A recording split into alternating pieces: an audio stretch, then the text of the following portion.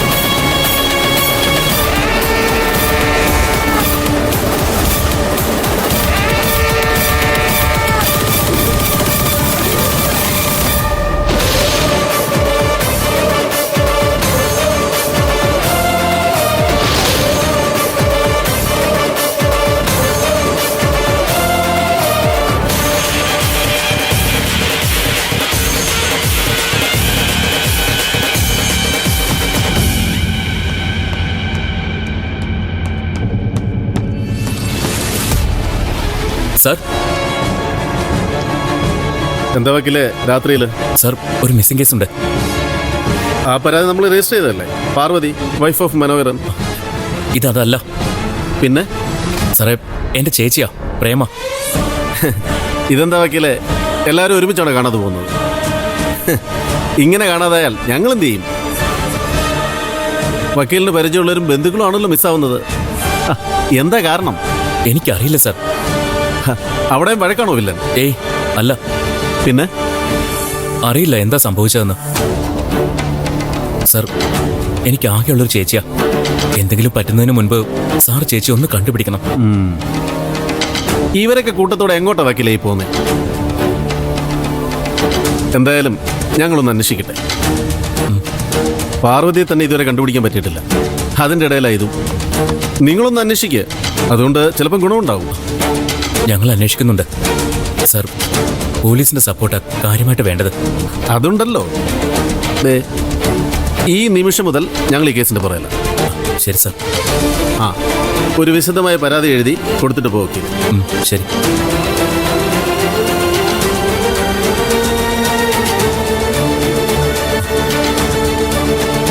Hello sir. Sir, ഞാൻ വിളിച്ചായിരുന്നു. Sir, എൻ്റെ ചേച്ചി മിസ്സിങ്ങാ. ഞാനിപ്പോൾ നോർത്ത് സ്റ്റേഷനിലുണ്ട്. സാറിന് വിളിച്ചു പറഞ്ഞേക്കണേ. ശരി സാർ. Thank you.